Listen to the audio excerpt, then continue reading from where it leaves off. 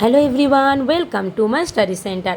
আজ আমি ক্লাস 9-এর পঞ্চম অধ্যায় 20 শতকের ইউরোপ এই চ্যাপ্টারটা থেকে শর্ট কোয়েশ্চেন দেব। তোমরা স্ক্রিনশট তুলে নিতে পারো বা খাতায় লিখে নিতে পারো।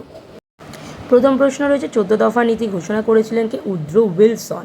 ঠিক আছে, তোমরা স্ক্রিনশট তুলে নাও। আমি ধীরে ধীরে নিচের দিকে যাচ্ছি। যেমন এখানে আছে, গমের যুদ্ধ ঘোষণা করেন কে? মুসোলিনি। ভাইমার প্রজাতন্ত্র প্রতিষ্ঠিত হয় জার্মানিতে। আর 8 নম্বরে যেটা আছে ওটা ফ্র্যাঙ্কো আছে, ফয়রফুল আকার উময়কয় ওকার। ঠিক আছে, যেখানে যেখানে বানানটা একটু একসাথে আছে আমি বলে দিচ্ছি। 14 নম্বরে যেটা আছে যেটা ট্রটস্কি, টয়রফুলা ট দন্ত শয়কয় হস্যি। আর তারপরে এখানে সবকটাই ঠিক আছে। আর একটা যে 18 নম্বরে আছে প্রধান নেতা, এটা আছে কেরেনস্কি, দন্ত শয়কয় রস্যিকার। ঠিক আছে, শর্ট কোয়েশ্চেন আছে মাত্র 25টা। এরপর আসছে অতি সংক্ষিপ্ত প্রশ্ন। লেখা আছে যে ইতালির ফ্যাসিস্ট দলের একনায়কতন্ত্র কে প্রতিষ্ঠা করেন? মুসোলিনি।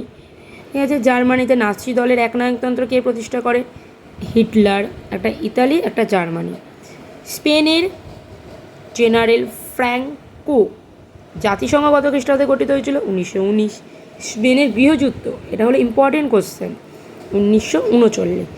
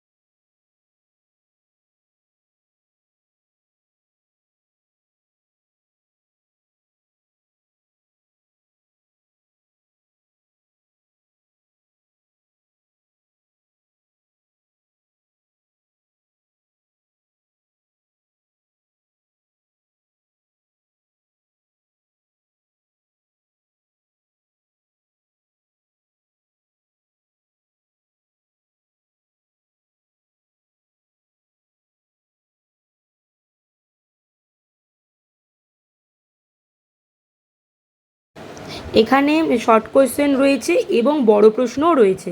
এই অধ্যায়টা থেকে কি কি বড় প্রশ্ন আসতে পারে বা কি কি ছোট প্রশ্ন আসতে পারে সেটা আমি এখানে করে দিয়েছি।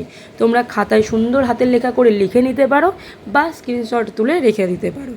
ঠিক আছে, ওয়ার্ডে করার ক্ষেত্রে কিছু কিছু অসুবিধা হতে পারে, যেমন রস্যিকারের বদলে দীর্ঘিকার চলে এসছে, তালবেশ্বরের বদলে দন্তস্ব চলে এসছে, তো সেগুলো একটু দেখবে।